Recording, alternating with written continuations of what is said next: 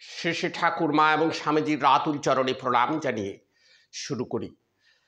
সেই শিবস্থানে প্রাপ্ত পাশুপাত অস্ত্রের সাহায্যে ধনঞ্জয় একবারে দেবতার চরম শত্রু কালকেয় নিবাদ কবচকে হত্যা করেছে এবং তাদের সৈন্য সামন্ত যা ছিল সমস্তকেই হত্যা করে স্বর্গকে নিষ্কণ্ঠক করে দিয়েছে।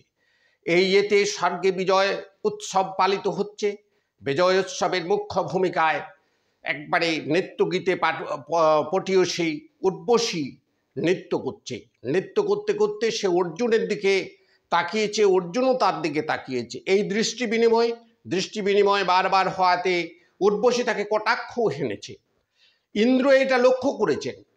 এই অনুষ্ঠান শেষে ইন্দ্র চিত্তরথকে ডেকে সমস্ত পরামর্শ দিল এবং বলল, উর্বশীকে আজ রাত্রিতে অর্জুনের সঙ্গে সাক্ষাৎ করার নির্দেশ, এটা আমার আদেশ, এটা তুমি জানিয়ে দেবে যাও।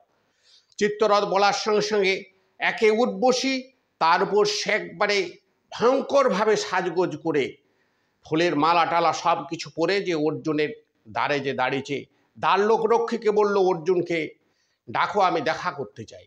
অর্জুনকে ডেকে সে একবারে লাস্যময়ী একবারে কটাক্ষে তাকে বিদ্ধ করছে। অর্জুন একবারে ষষ্ঠাঙ্গে প্রণাম করে মা মা বলে উঠতে উর্বশী একবারে রেগে আগুন। উর্বশী বলল, এ কি তোমার মতিচ্ছন্ন? আমি নারী, আমি কামনায় একবারে পুড়ে যাচ্ছি, তুমি আমাকে তৃপ্ত করো, পুরুষের কাজ করো। অর্জুন বলল, কানে আঙুল দিয়ে বলছে, না না মা, তা কি করে হয়? আমি কুন্তী, মাদ্রী এবং শচীন্দ্রাণীকে যে চোখে দেখি, আপনি তার চেয়ে উঁচু স্থানে, তাহলে তুমি আমার দিকে তাকাচ্ছিলে কেন এমন করে? না, আমি এই জন্যেই তাকাচ্ছিলাম যে আমার এই পূর্বজ আপনার গর্ভজাত, সে কবে বৃদ্ধ হয়ে মারা গেছে, আর আপনি আজও ষোড়শী। এই জন্যেই আমি আপনার দিকে বারবার তাকিয়েছি। মাতৃদৃষ্টিতে আমি সন্তানবৎ, আমি সন্তান হিসাবে আপনার দিকে তাকিয়েছি মাতৃক জ্ঞানে। উর্বশী ক্রোধে এই ধরনের অবস্থায়, এই ধরনের মহিলাদের কি মনের অবস্থা হয় সেটা সে প্রকাশ করে গেল এবং তাকে অভিশাপ দিয়ে বলল, যাও তুমি নপুংসক হবে, যাও। ইন্দ্রের কাছে খবর গেল। ইন্দ্র খুব প্রশংসা করলো অর্জুনের, একবারে কোলে নিয়ে বলল, দেবতারা যা পারে না তুমি তা পেরেছো, তুমি দেবতারও দেবতা হয়ে গেছো। যাক, তোমার এই নপুংসক যে অভিশাপ দিয়েছে উর্বশী, এটা 1 বছরের জন্যে।